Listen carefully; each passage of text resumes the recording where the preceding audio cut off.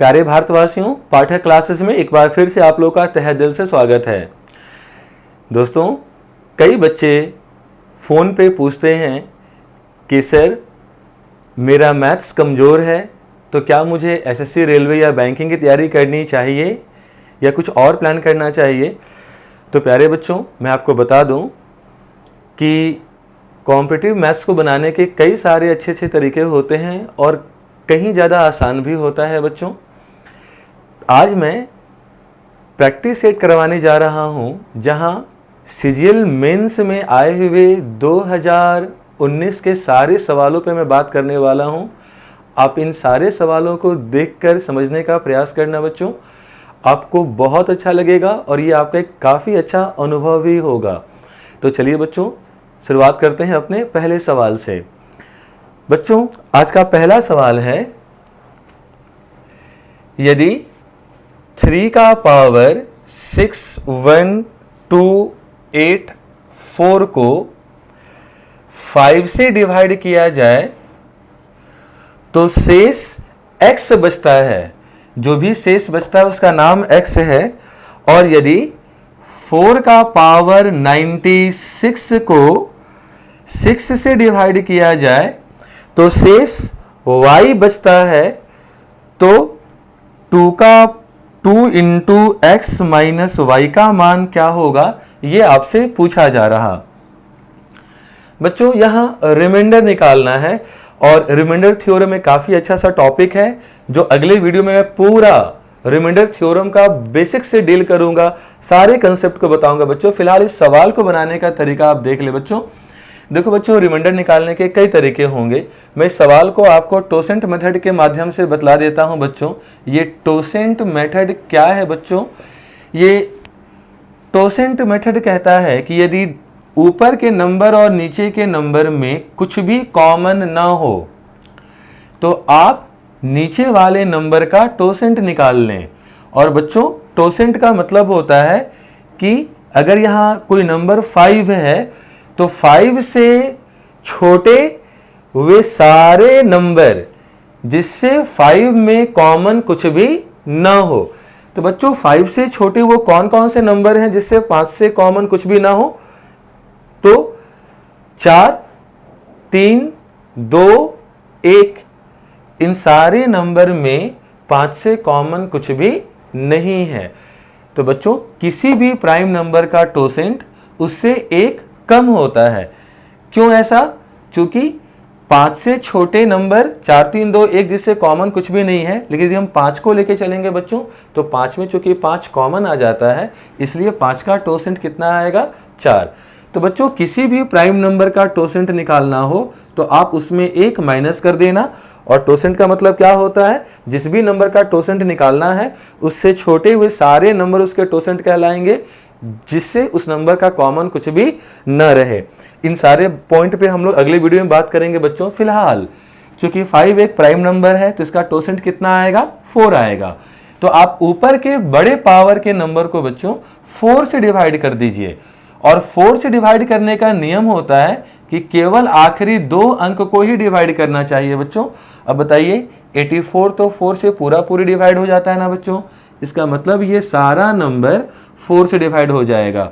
और जब ये सारा नंबर 4 से डिवाइड हो ही जाएगा तो रिमाइंडर कितना बचेगा बच्चों? 0। अब ये जो रिमाइंडर 0 आया, इसे आप 3 के पावर में रख लेना बच्चों।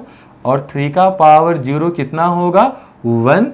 और अब आप इसी नंबर को 5 से डिवाइड कर देना और देखना शेष कितना बचा। चूंकि 1 5 से छोटा नंबर है बच्चों, इसलिए इसका रिमाइंडर 1 ही रह जाएगा। और क्वेश्चन में कहा गया था इस रिमाइंडर का नाम x रखा जाना है।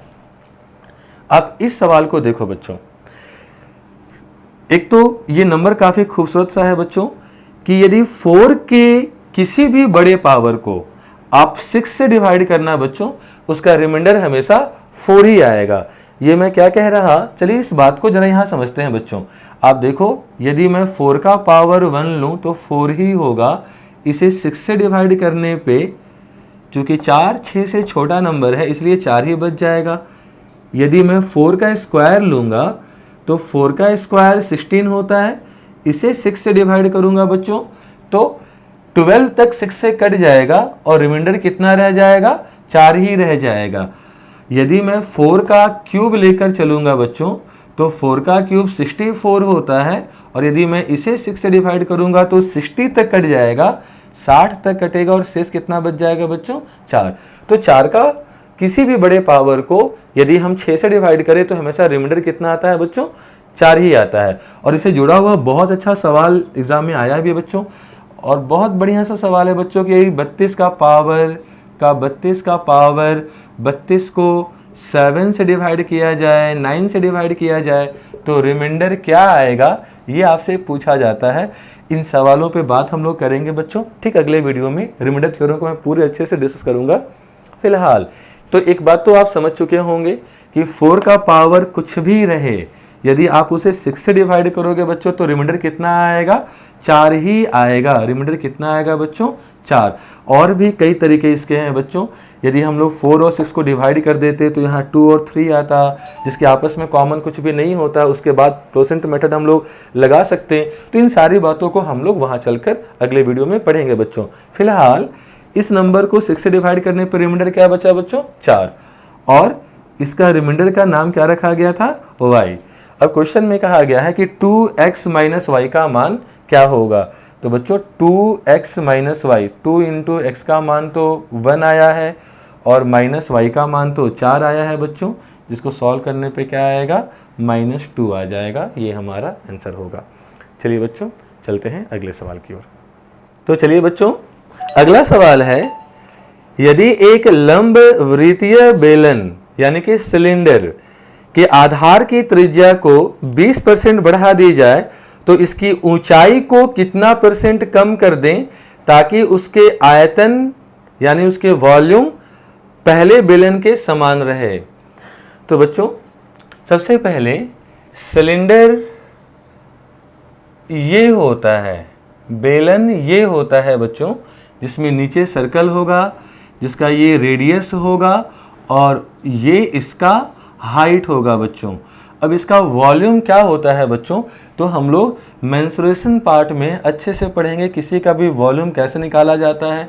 तो आपको फॉर्मूला वगैरह याद करने की आवश्यकता नहीं होगी, लेकिन यहाँ बच्चों अभी के लिए सिलेंडर का वॉल्यूम पाई r स्क्वायर h होता है बच्चों, जहाँ r 2 बार है, यानी पाई इंटू आर और h कितनी बार है बच्चों, 1 बार। तो जब भी हम रेडियस में कोई बदलाव लाएंगे उसमें बदलाव 2 बार होगा, और जब भी हम लोग हाइट में बदलाव लाएंगे बच्चों, हाइट 1 ही बार चेंज होगा, क्योंकि h यहाँ कितनी बार है, 1 बार। अब जरा सा सवाल को समझेंगे आप। क्वेश्चन में कहा गया है कि यदि रेडियस को 20% बढ़ा दिया जाए, बच्चों रेडियस को कितना बढ़ाना है, 20% बढ़ाना है, 20%। बच्चों 20% का मतलब होता है 20/100 यानी 1/5, और 1/5 बढ़ा दिया जाए, इसका मतलब 5 हिस्सा अगर मान है तो उसमें 1 बढ़ाकर उसे 6 कर दिया जाए। 5 हिस्सा अगर रेडियस है बच्चों तो उसे बढ़ा के कितना कर दिया जाए, 6। पहला रेडियस बढ़ा, और जितना पहला रेडियस बढ़ेगा उतना ही दूसरा रेडियस बढ़ेगा बच्चों, तो दूसरा में भी 5 से बढ़ा के कितना कर दिया जाए, 6। दोनों के बीच इंटू है बच्चों, तो इंटू कर दीजिए, कितना आ जाएगा 25, और यहाँ इंटू कर कितना आ जाएगा 36। इसका मतलब ये हो गया कि कुल मिलाकर रेडियस जो पहले 25 था अब वो बढ़कर कितना हो गया, 36 हो गया। तो बच्चों अगर कुल रेडियस के मान में 25 को बढ़ाकर 36 किया गया है तो वॉल्यूम तो बढ़ जाएगा। तो वॉल्यूम चेंज ना हो इसके लिए हाइट के मान को 36 से कम करके 25 करना होगा। अगर रेडियस 25 से बढ़कर 36 कर दिया तो चेंज ना हो, इसलिए हाइट को 36 से घटाकर 25 करना होगा। उसके लिए कितने की कमी करनी होगी हमें, तो 36 में 25 जाएगा, 11 की कमी करनी होगी। किसमें, 36 में। ये कितना % है बच्चों, और किसी भी फ्रैक्शन को परसेंट में बदलने के लिए किससे इंटू किया जाता है, 100 से। ये जाएगा 4 से 9 टाइम्स में, ये 4 से 25 टाइम्स में। 25 इंटू 11 275 आएगा, डिवाइडेड बाई 9। 39 जा 270 होता है बच्चों, तो 9 से 30 बार में 270 तक कट जाएगा। रिमाइंडर कितना बचा यहाँ पे 5, रिमाइंडर ऊपर लिखेंगे और डिवाइड किससे कर रहे थे 9 से, 9 नीचे लिखेंगे, यानी 30/5/9%, 30.5/9% इसका आंसर हो जाएगा। तो यदि रेडियस को 20% बढ़ा दिया जाए बच्चों, तो उसके हाइट को कितना परसेंट कम करना होगा, 30/5/9% कम करना होगा, तब जाकर इस सिलेंडर के वॉल्यूम में कोई बदलाव नहीं होगा। चलिए दोस्तों चलते हैं अगले सवाल की ओर। बच्चों अगला सवाल में कहा गया है √28 + 10√3 -√7 - 4√3 का मान क्या होगा। बच्चों इस सवाल को बताने से पहले मैं इस टाइप के एग्जाम्पल को आपको समझा देता हूं। बच्चों आप जरा यहाँ ध्यान देना, मान लो कभी आपके सामने कुछ ऐसा नंबर रहा कि आपको 28 + 2√75 इसका, इस नंबर का स्क्वायर रूट निकालने को कहा जाए। तो बच्चों किसी नंबर का स्क्वायर रूट, एग्जैक्ट रूट तभी निकलता है जब वो नंबर खुद ही एक होल स्क्वायर हो। अगर ये नंबर वो होल स्क्वायर होगा बच्चों, तो a + b का होल स्क्वायर यानी a² + b² + 2ab में ब्रेक होना चाहिए। बच्चों कोई नंबर होल स्क्वायर आए, उसके लिए उस नंबर को इस पैटर्न पर ब्रेक होना चाहिए। तो इसका रूट निकालने के लिए इसको होल स्क्वायर में चेंज करना होगा और उसके लिए इस नंबर को इस पैटर्न पे चेंज करना होगा बच्चों। तो बेसिक से सोचने में थोड़ा समय जाएगा। आप डायरेक्ट कैसे सोच पाएंगे बच्चों कि जब भी इस टाइप के नंबर का स्क्वायर रूट निकालना हो तो अंदर में भी जो यहाँ रूट रहता है बच्चों, उस रूट के आगे हमेशा 2 ही मौजूद होना चाहिए, हमेशा 2 ही होना चाहिए, जो कि यहाँ 2ab होता है बच्चों। तो यहाँ 2 ही होना चाहिए और यहाँ पे 2 है बच्चों। तो आप रूट के अंदर के नंबर को ऐसे 2 पार्ट में ब्रेक करो जिसको इनटू करने पे, गुना करने पे तो 75 आए, लेकिन जोड़ने पे यहाँ वाला नंबर 28 आ जाए। बच्चों यदि यहाँ 2 मौजूद है तो रूट के अंदर के नंबर को ऐसे 2 पार्ट में ब्रेक करें जिसे गुना करने पे 75 और जोड़ने पे यहाँ का नंबर 28 आ जाए। ऐसा 2 फैक्टर 25 × 3 होता है बच्चों। 25 और 3 गुना करने पे 75 और जोड़ने पे 28 आ जाएगा। अब चूंकि प्लस का केस है बच्चों, इसलिए बीच में प्लस का साइन देना और रूट निकालना है तो दोनों पे अलग अलग रूट बैठा देना बच्चों। √25 का वैल्यू 5 होता है और प्लस यहाँ पे √3, ये इसका मान होगा बच्चों। और इसी पैटर्न का सवाल सारा ये है। और मैंने कहा था कि अंदर वाले रूट के आगे क्या होना चाहिए बच्चों, 2 होना चाहिए। जबकि आप देखो यहाँ पे क्या है बच्चों 10, और 10 को हम लोग क्या लिख सकते हैं बच्चों 2 × 5। हमको तो यहाँ पे 2 चाहिए, फिर इस 5 को क्या करेंगे बच्चों, इस 5 को उठा के रूट के अंदर भेज देंगे। और पता है बच्चों कोई भी नंबर रूट के अंदर स्क्वायर होकर ही जाता है, यानी 5 को रूट के अंदर डालना है तो स्क्वायर कर कर लिखना होगा। तो बच्चों इस नंबर को हम थोड़ा और चेंज करना चाहें तो इसे हम लोग लिख सकते हैं बच्चों 28 + 2 को रखिए और 5 को रूट के अंदर भेजिए। अंदर पहले से 3 है बच्चों और ये 5 रूट के अंदर स्क्वायर होकर यानी 25 बनकर जाएगा। अब चूंकि यहाँ 2 मौजूद है तो अंदर के नंबर को ऐसे 2 पार्ट में ब्रेक करना है जिसको इनटू करने पे तो 75 आए और ऐड करने पे 28 आ जाए। तो ऐसा 2 फैक्टर हम लोगों ने देखा है बच्चों। ऐसा 2 फैक्टर है 25 और 3, प्लस का केस है इसलिए प्लस देंगे और रूट निकालना है बच्चों, इसलिए दोनों पर सेपरेट रूट देंगे। इसका वैल्यू 5 और इसका वैल्यू √3 हो जाएगा। उसी प्रकार बच्चों अब हम लोग इसे भी सॉल्व कर लेते हैं।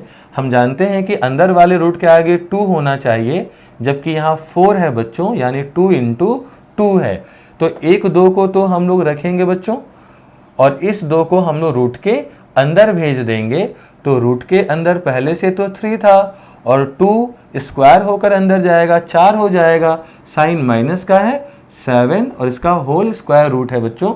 अब आप बताइए, जब यहाँ 2 मौजूद है तो अंदर के नंबर को ऐसे 2 पार्ट में ब्रेक करना है, जिसको इंटू करने पे तो 3 4 जा 12 आए, और ऐड करने पे यहाँ का नंबर 7 आ जाए। ऐसा 2 फैक्टर 4 और 3 होता है बच्चों। माइनस का साइन है तो माइनस देंगे, प्लस का साइन रहता है तो प्लस देते हैं। और चूंकि रूट निकालना है बच्चों, इसलिए हम लोग दोनों पे सेपरेट रूट दे देंगे। रूट 4 का वैल्यू 2 और माइनस रूट 3। तो इसका मान ये आया, इसका मान ये आया, और इन दोनों के बीच में साइन कौन सा था बच्चों? माइनस का। तो आप देखो 5 माइनस 2 3, और माइनस माइनस प्लस हो जाएगा बच्चों, और प्लस 2 रूट 3 आएगा। क्वेश्चन में इसका मान पॉइंट में दिया हुआ है बच्चों, तो आप जानते हो रूट 3 का मान 1.732 होता है बच्चों। तो आप यहाँ चूंकि पॉइंट के एक ही अंक तक निकालना होता है, इसलिए आप रूट 3 का मान 1.7 रख देना बच्चों। तो यहाँ पे 1.7 इंटू 2 3.4 हो जाएगा, और प्लस 3 यानी ये अप्रॉक्स कितना आएगा बच्चों? तो 3.4 और प्लस 3 यानी 6.5 के अप्रॉक्स मान आ जाएगा। चलिए बच्चों, चलते हैं अगले सवाल की ओर। केंद्र O वाले एक वृत्त में ABCD एक चक्रीय चतुर्भुज है, यानी साइक्लिक क्वाड्रिलेटरल है। बच्चों, एक सर्कल के अंदर एक क्वाड्रिलेटरल है जिसका नाम है ABCD। सर्कल के अंदर कोई चतुर्भुज हो तो उसे साइक्लिक क्वाड्रिलेटरल कहते हैं, चक्रीय चतुर्भुज कहते हैं, यदि उस चतुर्भुज के चारों वर्टेक्स सर्कल के सरकमफेरेंस पर मौजूद हों। और इसके बहुत अच्छे अच्छे प्रॉपर्टीज भी होते हैं बच्चों। फिर आगे सवाल कहा गया है, एवं AC वृत्त का व्यास है, डायमीटर है। बच्चों, AC जो है वो डायमीटर है, AC जो है डायमीटर है बच्चों। और अब कह रहा, जीवाएं AB एवं CD बढ़ाए जाने पर बिंदु E पर मिलती हैं। जीवा यानी कि कॉर्ड। बच्चों, कॉर्ड AB को भी बढ़ाया गया है और कॉर्ड CD को भी बढ़ाया गया है, और ये पॉइंट E पर मिलते हैं। यदि एंगल CAE बराबर 34 डिग्री हो, CAE बच्चों ये वाला एंगल 34 डिग्री दिया हुआ है, और angle E equal to 30 degree हो। बच्चों, एंगल E का मान 30 डिग्री दिया हुआ है, तो CBD ये एंगल आपको पता करना है बच्चों कि ये एंगल कितना होगा। सबसे पहले बच्चों, साइक्लिक क्वाड्रिलेटरल के बारे में जो प्रॉपर्टीज होता है उसे हल्का सा पहले आप समझ लें। सबसे पहले, साइक्लिक क्वाड्रिलेटरल के अपोजिट एंगल को जोड़ने पे हमेशा 180 आता है, यानी angle A plus angle C, angle A plus angle C बराबर 180 होगा, और angle B plus angle D इनको भी जोड़ने पे 180 ही होगा। दूसरी बात, डायमीटर जो होता है बच्चों, डायमीटर हमेशा सरकमफेरेंस पे 90 डिग्री का एंगल बनाता है बच्चों। तो ये AC डायमीटर है, और ये सरकमफेरेंस पे हमेशा कितना का एंगल बनाएगा? 90 डिग्री का। मतलब ये पूरा एंगल कितना होगा बच्चों? 90 डिग्री होगा। तीसरी बात, एक कॉमन कॉर्ड के द्वारा, एक कॉमन जीवा के द्वारा सरकमफेरेंस के किसी भी पॉइंट पर बराबर एंगल बनता है। तो अगर कॉर्ड BC इस सरकमफ्रेंस पे यहाँ ए पर 34 बना रहा बच्चों, तो यही कॉर्ड पॉइंट डी पे भी कितना बनाएगा, 34 ही बनाएगा। अब आप समझो बच्चों, देखो क्या है, ट्रायंगल BDE, इस ट्रायंगल का ये वाला एंगल एक्सटीरियर है बच्चों, और एक्सटीरियर एंगल जो होता है वो अपोजिट दो इंटीरियर के सम के बराबर होता है। तो बच्चों यहाँ 30 और 34 दोनों को ऐड करने पे 64 हो जाएगा। ये पूरा एंगल 90 है बच्चों, जिसमें ये एंगल 64 हो गया, तो 90 में 64 माइनस कर देंगे बच्चों, कितना मिल जाएगा, 26। यानी एंगल CBD का मान कितना होगा, 26 डिग्री होगा। बच्चों अभी हम लोग अपने वीडियोस में ज्योमेट्री वाला सीरीज लेकर भी चल रहे हैं। कल हमने अपने वीडियो का पार्ट 3 ज्योमेट्री का डाला हुआ है बच्चों। ये पार्ट 1, पार्ट 2, पार्ट 3 ज्योमेट्री का आप सारे सीरीज को बिल्कुल अच्छे से प्रैक्टिस कर लें। बहुत कुछ अच्छी बातों को उसमें बताया गया है और कोई भी पॉइंट को छोड़ा नहीं जा रहा बच्चों, बहुत डीप से उसमें बताया जा रहा है ताकि आपका ज्योमेट्री पे पकड़ बहुत मजबूत बन सके। तो आप उसे ज़रूर रिकॉल करो बच्चों। चलिए बच्चों चलते हैं अगले सवाल की ओर। प्यारे बच्चों, कहा गया है एक त्रिभुज की भुजाएं 12 सेंटीमीटर, 35 सेंटीमीटर और 37 सेंटीमीटर हैं। एक ट्रायंगल के जो 3 साइड होते हैं उसमें एक साइड 12 है, दूसरा साइड 35 है और तीसरा साइड 37 है। बच्चों अगर ट्रायंगल की 3 साइड दिए रहे ना, तो आप हमेशा पहले ये चेक कर लो कि वो पाइथागोरस ट्रिपलेट नंबर है या नहीं। ये पाइथागोरस ट्रिपलेट नंबर क्या होता है बच्चों, कि यदि 2 स्क्वायर का सम तीसरे के स्क्वायर के बराबर हो तो वो राइट एंगल ट्रायंगल ही होगा, जो पाइथागोरस थ्योरम को फॉलो करता है। A square plus b square equal to c square, यानी perpendicular square plus base square equal to hypotenuse का स्क्वायर। तो बच्चों 12 का स्क्वायर कितना होगा, 144। 35 का स्क्वायर कितना होगा बच्चों, 1225। आप स्क्वायर नंबर याद जरूर कर ले बच्चों। हर दिन कम से कम 5 स्क्वायर, 5 क्यूब और 2-3 टेबल को प्रैक्टिस जरूर किया करें आप लोग। और 37 का स्क्वायर कितना होता है बच्चों, 1369। तो यदि 2 नंबर का स्क्वायर का सम तीसरे के स्क्वायर के बराबर हो तो ये सिर्फ और सिर्फ राइट एंगल ट्रायंगल में ही पॉसिबल है बच्चों, जिसमें एक साइड इसका 12 होगा, दूसरा साइड इसका 35 होगा और सबसे बड़ा वाला साइड, ये बड़ा सा नंबर 37, इसका हाइपोटेनस होगा बच्चों। और ये पाइथागोरस ट्रिपलेट के नंबर को फॉलो कर रहा, मतलब यहाँ का एंगल हर हाल में 90 डिग्री ही होगा। अब प्यारे बच्चों हम लोग ये जानते हैं कि ट्रायंगल के 3 वर्टेक्स पॉइंट से एक सर्कल ड्रॉ किया जा सकता है बच्चों, एक सर्कल ड्रॉ किया जा सकता है जिसे हम लोग सर्कम सर्कल कहते हैं बच्चों। और अभी हम लोगों ने पढ़ा था कि सर्कल में जो डायमीटर होता है वही सरकमफ्रेंस पे 90 का एंगल बनाता है बच्चों। यानी ये हर हाल में ये वाला लाइन डायमीटर होगा और डायमीटर 37 है बच्चों, तो रेडियस इसका हाफ हो जाएगा। तो 37 का हाफ कितना हो जाएगा, 18.5। यही इस सर्कम सर्कल का रेडियस हो जाएगा बच्चों। और अभी हम लोग अगले ज्योमेट्री के वीडियो में ही सर्कम सर्कल वाले पार्ट को पढ़ने वाले हैं। मैंने कुछ क्वेश्चन भी बहुत अच्छे से उससे पूछा भी है आपसे। आप उस वीडियो को देख कर उस क्वेश्चन को बनाने का भी प्रयास बच्चों जरूर करना। और अभी मैंने आपको कहा कि ये जो स्क्वायर नंबर्स हैं, क्यूब नंबर हैं, आप इसे जरूर याद करो बच्चों। आज मैं अपने वीडियोज़ में जिन जिन बेसिक चीज़ों का यूज़ कर रहा हूँ, आप उस पर पकड़ आए दिन हमेशा अच्छे बनाते चलना। तो पहला शुरुआत आप लोग स्क्वायर और क्यूब से जरूर करना बच्चों।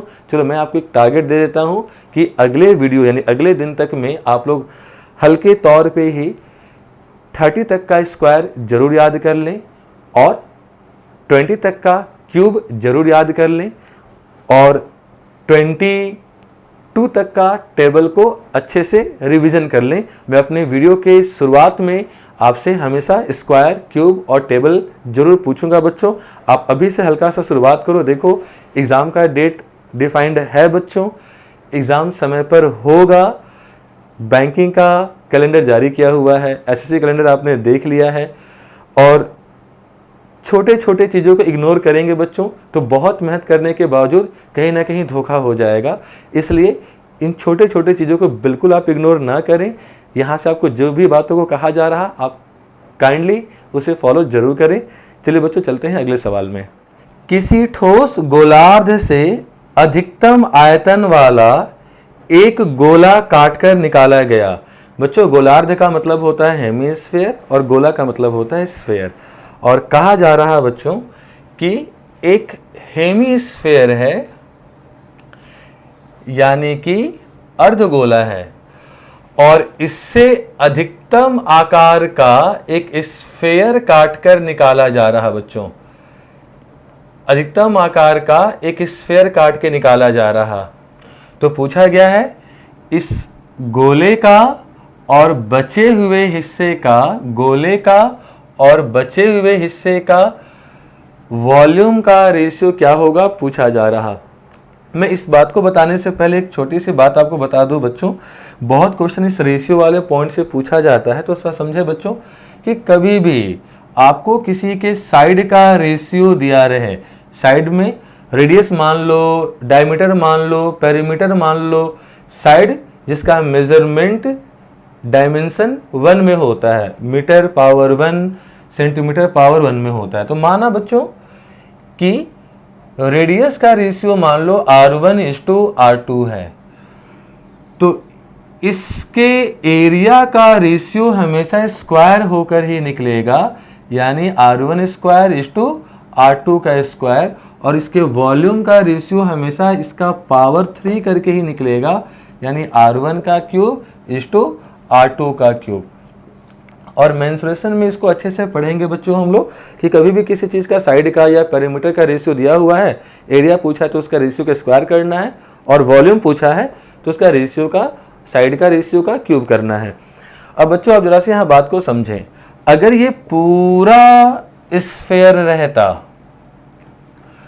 तो ये वाला हिस्सा इस बड़े स्फीयर का ये सेंटर पॉइंट, ये उसका रेडियस होता।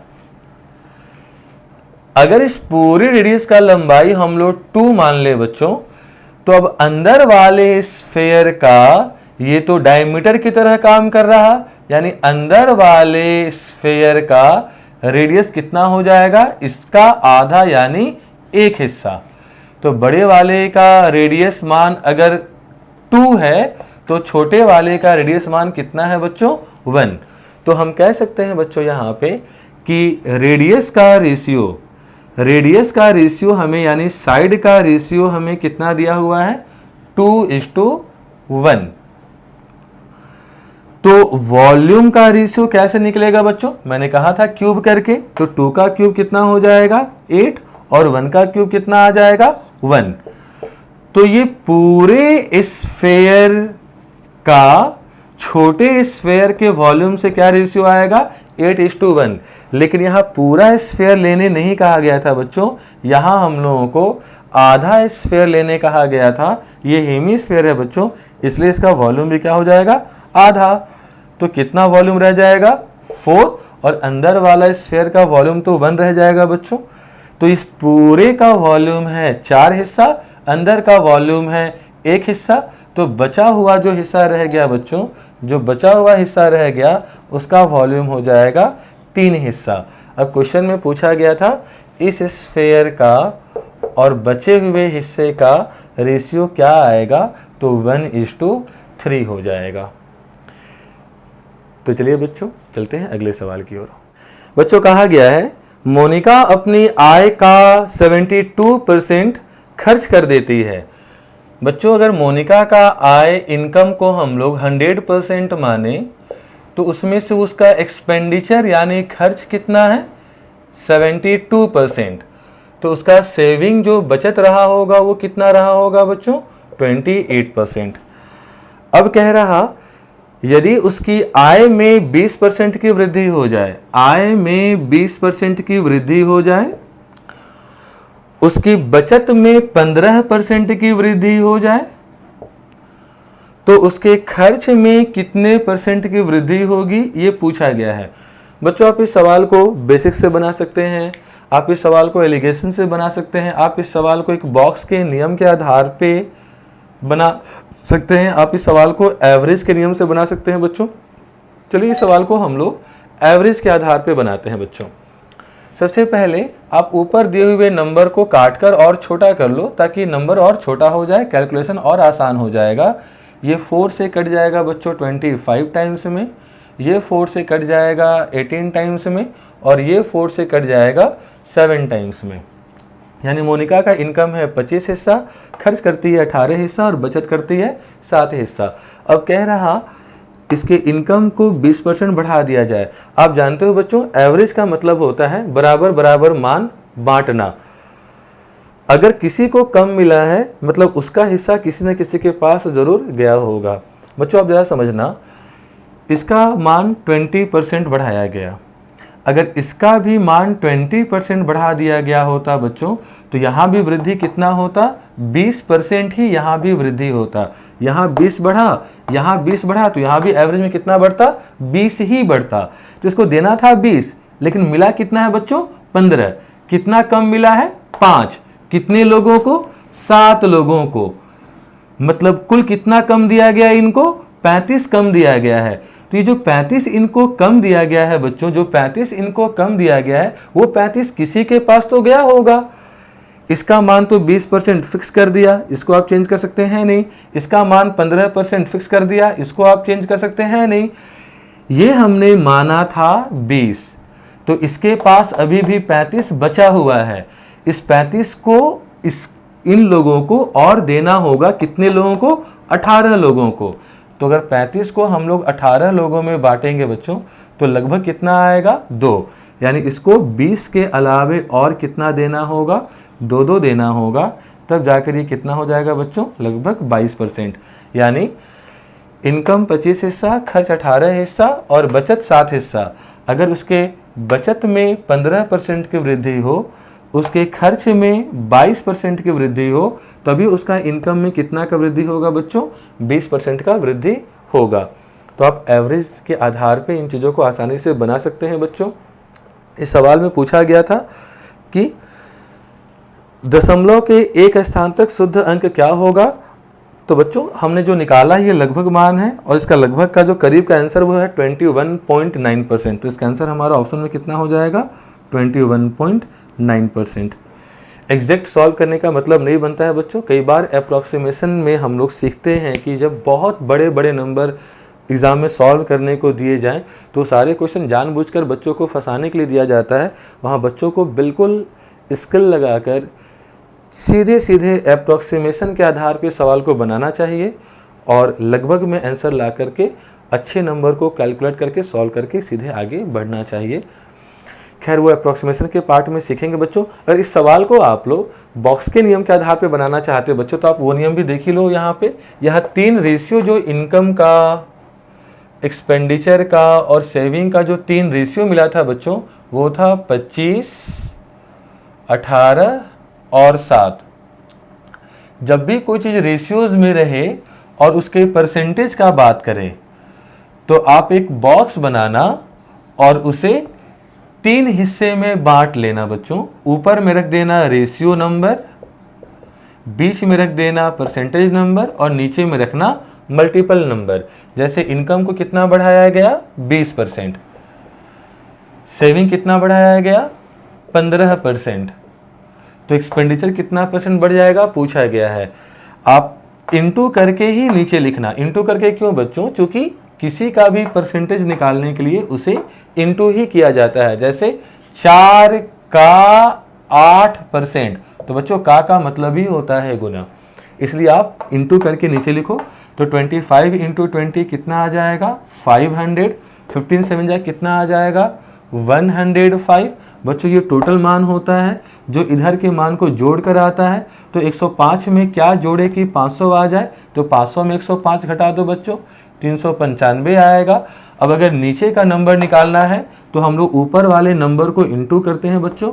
तो कभी अगर बीच का नंबर निकालना हो तो आप नीचे के नंबर को ऊपर के नंबर से डिवाइड कर देना। तो बच्चों यहाँ अगर बीच का मान निकालना है तो नीचे के नंबर यानी 395 को ऊपर के नंबर 18 से डिवाइड कर देना बच्चों। लगभग इसका मान 21.9% आ जाएगा। बच्चों ये नियम भी आसान है, ये नियम भी आसान है, लेकिन मैं चाहूँगा कि आप एवरेज के आधार पे इन चीज़ों को बनाना इसका प्रयास करें बच्चों। बहुत अच्छा चीज़ होता है और बहुत बड़े बड़े सवाल एवरेज में बहुत छोटे नंबर के आधार पर कैलकुलेट हो जाते हैं। जैसे आप देख रहे होंगे यहाँ बड़े नंबर को मल्टीप्लाई करना पड़ा था, जबकि यहाँ बहुत छोटे नंबर को मल्टीप्लाई और डिवाइड करना पड़ा था और आंसर मिल गया था। बच्चों एवरेज से किसी तरह का भी मजाक आप ना करें। हमारे चैनल पे एवरेज का बहुत बेसिक से बहुत अच्छे तरीके से समझाया हुआ वीडियो डाला हुआ है, आप उसे पूरे तरीके से अच्छे से ज़रूर पढ़ ले बच्चों। बहुत काम का चीज़ है, नहीं तो बाद में बहुत पछतावा होगा। आप ज़रूर पढ़ लेना बच्चों। चलिए चलते हैं हम लोग अपने अगले सवाल की ओर। Cosec 67 plus theta minus sec 23 minus theta plus cos 15 cos 35 cosec 55 cos 60 cosec 75। बच्चों इस बड़े सवाल को देख के कहीं से डरना मत। जितना बड़ा सवाल होता है उतना ही छोटा कंसेप्ट उसका होता है बच्चों। पहले मैं आपको कुछ बातों को समझा देता हूँ। सबसे पहले आप इसे सॉल्व कर ले बच्चों। देखो यहाँ थीटा है और थीटा कितना है कुछ भी नहीं बोला है बच्चों, तो आपकी मर्जी, आपको जो मन करे थीटा के जगह पे आप वो ले सकते हैं। जब हम ही को लेना है बच्चों तो हम लोग थीटा को 23 मान लेते हैं। यहाँ भी 23 और यहाँ भी 23। तो बच्चों 67 प्लस 23 90 हो जाएगा और कॉसेक 90 का मान कितना होता है 1 माइनस 23 माइनस 23 0 होता है बच्चों और सेक 0 का मान कितना होता है 1। आगे तो ये माइनस प्लस तो कैंसिल हो जाएगा बच्चों। अब ये तो खत्म हो चुका, इससे अब कोई मतलब नहीं है। प्लस में बचा हुआ है यहाँ पर cos 15 इंटू कॉस 35 कॉस 55। बच्चों अब जरा से यहाँ बात को समझना, आप चाहो तो कॉसेक 75 को सेक में चेंज कर सकते हो। बस 75 में क्या जोड़े कि 90 आ जाएगा तो 15। तो बच्चों कॉसेक को सेक में चेंज किया जा सकता है। बस इन थीटा के नंबर को जोड़ने पे कितना होना चाहिए 90। यहाँ 80 रहे तो यहाँ 10, यहाँ 50 रहे तो यहाँ 40। तो कॉसेक को सेक में चेंज हम लोग कर सकते हैं बच्चों। ये फॉर्मूला होता है किस आधार पे, तो cosec theta equal to sec 90 minus theta के आधार पे होता है। तो चलिए बच्चों हम लोग कॉसेक को सेक में चेंज कर सकते हैं। 75 में क्या जोड़ने से 90 आएगा 15। अब देखो बच्चों ये सब इनटू में है और कॉस 15 इंटू सेक 15 कितने बार में जाता है, एक बार में। अब यहाँ बच्चों कॉसेक 55 को हम लोग सेक में चेंज कर सकते हैं बच्चों। 55 में क्या जोड़ने से 90 आएगा 35 और ये इनटू में है और कॉस 35 इंटू सेक 35 कितना होता है बच्चों 1। और अब यहाँ बचा हुआ बस हिस्सा कौन सा है बच्चों, कॉस 60 और कॉस 60 का वैल्यू कितना होता है बच्चों 1/2। तो ये सब कट चुका है 1 टाइम्स में बच्चों और यहाँ इसका मान कितना मिला है 1/2 और 1 को 1/2 से इंटू करेंगे तो बच्चों वैल्यू कितना मिल जाएगा केवल 1/2। यानी इस एक्सप्रेशन का आंसर कितना हो जाएगा 1/2। तो बच्चों यहाँ ट्रिग्नोमेट्री वाला सवाल आया हुआ है और आप देख सकते हो कि ट्रिग्नोमेट्री में हम लोगों को ट्रिग्नोमेट्रिकल वैल्यूज़ कितने डिग्री पे क्या होता है ये आप याद जरूर कर लेना बच्चों। 0 से लेकर 90 तक के वैल्यूज़ को आप जरूर याद कर लेना। हालांकि ट्रिग्नोमेट्री में हम लोग बहुत कुछ अच्छे अच्छे सवालों को पढ़ेंगे। चलिए चलते हैं हम लोग अगले सवाल की ओर। 416 किलोमीटर की दूरी तय करने में ट्रेन ए को ट्रेन बी से 2/2/3 आवर समय अधिक लगते हैं। बच्चों डिस्टेंस दिया हुआ है 416 किलोमीटर और ये तय करने में ए को बी से कितना समय अधिक लगता है 2/2/3 आवर, यानी 8/3 आवर समय ज़्यादा लगता है ए को। फिर कह रहा यदि ए की गति को दोगुनी कर दी जाए, मतलब ए का जो पहले का स्पीड था कितना था नहीं मालूम, माना ए का स्पीड पहले एक हिस्सा था और बाद में उसे कितना कर दिया गया 2 गुना, 2 हिस्सा। अगर गति दोगुनी कर दी जाए तो उसे बी से 1/1/3 आवर समय कम लगते हैं। अब उसे बी से कम समय लग रहा, कितना कम समय लग रहा बच्चों, तो अब इसे 1/1/3 आवर यानी कि 4/3 आवर कम समय लग रहा। तो पहले इतना ज़्यादा समय लगता था और अब इतना कम समय लगने लगा। पहले लगने वाले समय और अभी लगने वाले समय में अंतर कितने का आ रहा बच्चों, तो जब आप अंतर निकालोगे इन दोनों समय के बीच का तो माइनस माइनस प्लस हो जाएगा और यहाँ 8 + 4 12/3 यानी कितना आएगा बच्चों 4 आवर। तो पहले 8/3 आवर का समय ज़्यादा लगता था और अब 4/3 आवर का समय कम लगने लगा। दोनों समय का अंतर माइनस करने पे माइनस माइनस प्लस हो जाएगा बच्चों, कितने का अंतर आएगा 4 आवर का। तो बच्चों ये ए का स्पीड था जो 1 से बढ़कर 2 हुआ तो समय का अंतर 4 घंटे का हो गया। आप जानते हैं बच्चों कि अगर डिस्टेंस कांस्टेंट हो, यहाँ दूरी तो चेंज हुआ नहीं, स्पीड चेंज हुआ। अगर डिस्टेंस कांस्टेंट हो बच्चों तो स्पीड को क्रॉस करने से टाइम बनता है और टाइम को क्रॉस करने से स्पीड बनता है। कब, जब डिस्टेंस कांस्टेंट हो तब। अब बच्चों आप देख सकते हो यहाँ समय का अंतर 4 घंटे का है, रियल में 4 घंटे का है, जबकि रेशियो में समय का अंतर कितना हिस्सा आ रहा 1 हिस्सा। 2 और 1 में अंतर कितने का है 1 हिस्से का। रेशियो में अंतर 1 हिस्सा है जिसका रियल मान कितना आया है 4 घंटा। अगर 1 हिस्से का मान 4 घंटा है बच्चों तो 2 हिस्से का मान कितना हो जाएगा 8 घंटा हो जाएगा। और अब क्वेश्चन में पूछा गया है बच्चों कि ए की गति किलोमीटर पर आवर में क्या है। तो बच्चों यहाँ पर वो पहले 1 की स्पीड से चलता था, ये रेशियो में स्पीड है, और उसे रियल टाइम कितना लगता था बच्चों 8 घंटे। तो वो पहले रियल 8 घंटे में पहुँच जाया करता था। बच्चों रियल दूरी थी कितनी 416 किलोमीटर, और दूरी को अगर हम टाइम से डिवाइड कर दे बच्चों तो स्पीड का मान मिल जाएगा हमें, तो 416/8 कितना आ जाएगा बच्चों 52 किलोमीटर पर आवर। यानी ए के पहले की गति कितनी थी बच्चों 52 किलोमीटर पर आवर, और बाद में उसका स्पीड डबल कर दिया गया तो बाद का स्पीड कितना हो गया होगा 104 किलोमीटर पर आवर। चलिए बच्चों टाइम एंड स्पीड वाले सवालों को बहुत अच्छे से सवाल इसमें होते हैं, जब चैप्टर्स को पढ़ाएंगे उसमें तो अच्छे से पढ़ेंगे हम लोग। चलते हैं फिलहाल अपने अगले सवाल की ओर।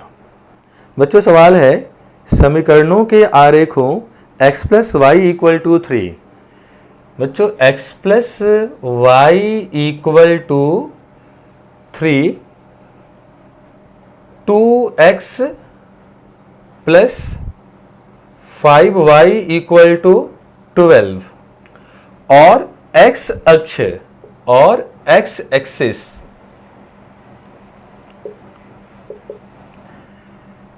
से घिरे हुए ट्राइंगल का एरिया क्या होगा ये आपको बतलाना है।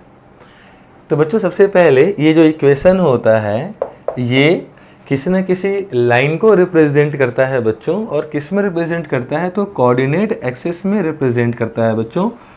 कोऑर्डिनेट एक्सिस यानी नियामक ज्यामिति आप आगे चल के पढ़ेंगे बच्चों, फिलहाल आप यहाँ थोड़ा प्रैक्टिस कर लो। देखो एक बात को समझना बच्चों, अगर कोई लाइन ये एक्स एक्सिस कहलाता है बच्चों, ये ओरिजिन पॉइंट होता है जिसका वैल्यू 0 होता है।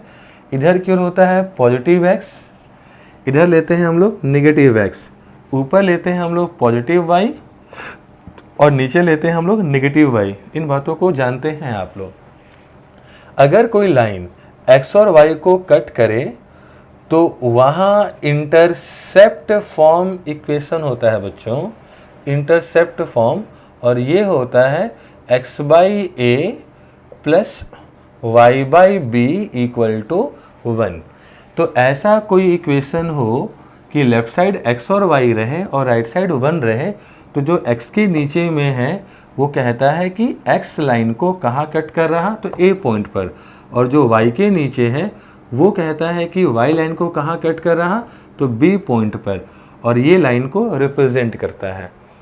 लेकिन यहाँ हम इस सवाल में पूरे लाइन से मतलब नहीं है बच्चों। क्वेश्चन में कहा गया है इन दोनों लाइन और x एक्सिस, मतलब हमें दोनों लाइन का x कोऑर्डिनेट कहाँ कट कर रहा उससे मतलब होगा। तो चलिए बात करते हैं हम लोग इस पॉइंट पे। राइट साइड 1 रहे बच्चों, तो जो x के नीचे है वो x का कोऑर्डिनेट होता है। तो राइट साइड 1 लाने के लिए आप इसे 3, इसे भी 3 और इसे भी 3 से डिवाइड कर सकते हो बच्चों। तो x के नीचे 3 आया, मतलब ये x को किस पॉइंट पे कट किया होगा, पॉइंट 3 पे। तो चलिए बच्चों माना ये पॉइंट 3 आया, इसमें x को कहाँ कट कर रहा होगा, उसके लिए राइट साइड 1 लाओ बच्चों, और 1 लाने के लिए आप किससे डिवाइड कर देना, 12 से, इसे भी और इसे भी। तो बच्चों 2 से 12 जाएगा 6 टाइम्स में, तो चूंकि x के नीचे 6 है इसलिए x को कहाँ पे कट कर रहा होगा, 6 पॉइंट पर। तो उस ट्राइंगल का बेस तो पता चला। अब ये लाइन कहीं तो मूव किया होगा, ये लाइन भी कहीं ना कहीं मूव किया होगा। अब बच्चों इन दोनों लाइन और x एक्सिस, इन दोनों लाइन और x एक्सिस से बना हुआ ट्राइंगल का एरिया जानना है। और बच्चों किसी भी ट्राइंगल का area 1/2 into base into height के सहारे निकाल सकते हैं। तो 1/2 इंटू बेस यहाँ कितना है बच्चों, तो 3 से लेकर 6 तक की दूरी कितनी होती है, 3। बेस का लंबाई 3 आ गया, और आपको हाइट जानना है बच्चों, और ये हाइट जो है ये परपेंडिकुलर लंबाई होता है बच्चों, यानी कि y का लंबाई होता है। और किस पॉइंट पर y का लंबाई, तो ये दोनों लाइन जहां मीट करेगा, कौन दोनों लाइन बच्चों, ये दोनों लाइन, कौन कौन सा दो लाइन है वो, तो एक है 2x plus 5y equal to 12, और दूसरा है x plus y equal to 3। ये दोनों लाइन जहां कट करेगा वहां y का मान क्या होगा, यहां y का मान जो होगा वही हमारा हाइट कहलाएगा बच्चों। तो ये दोनों लाइन के इक्वेशन से y का मान क्या आ रहा आपको ये निकालना होगा। तो बच्चों आप यहाँ 2x है तो यहाँ भी आप 2 से इंटू कर दीजिए इन सब को, तो ये 2x plus 2y equal to 6 हो जाएगा। अब 1 और 2 को सॉल्व करें बच्चों, तो माइनस करने से प्लस 2x माइनस 2x खत्म हो जाएगा। 5y minus 2y equal to 3y आएगा, और 12 माइनस 6 होगा। तो यहाँ 2 बार में कट जाएगा बच्चों, यानी y का मान कितना आ जाएगा, 2। तो y का मान आप यहाँ पे 2 रख देना बच्चों। तो अब हमें मिल गया ट्राइंगल का एरिया 1/2 इंटू बेस 3 आ गया, और हाइट जहाँ दोनों लाइन कट करेगा वहाँ y का लंबाई जो होगा वही हाइट कहलाएगा बच्चों। तो दोनों इक्वेशन को यूज़ करके जो y का मान आएगा वही इसका हाइट होगा, और वो कितना आ चुका है बच्चों, 2। तो ये कट जाएगा और एरिया कितना यूनिट आएगा बच्चों, 3 यूनिट आ जाएगा। तो बच्चों आज का ये सारा सवाल 2019 के CGL मेंस में, जिसे बहुत टफ माना जाता है बच्चों, उसके आए हुए सारे क्वेश्चंस हैं। और आपने देखा अगर मेंस लेवल का क्वेश्चन इतना आसान हो सकता है बच्चों, और किस किस टॉपिक से क्वेश्चन उठकर सामने आए हैं। हम लोग और भी टॉपिक्स को पढ़ेंगे बच्चों, लेकिन इम्पॉर्टेंट ये है बच्चों कि आप जो तैयारी करेंगे आप उसका बेस कैसे शुरुआत करेंगे बच्चों। तो देखो, अगर एग्ज़ाम में अगर 2, 3 और 4 महीने का समय अगर बचा हुआ है तो आपको हर सेगमेंट को अच्छे तरीके से करना होगा और पूरा दिन किसी एक ही चीज़ को लेकर बैठेंगे बच्चों तो कोई ना कोई सेगमेंट वीक जरूर हो जाएगा।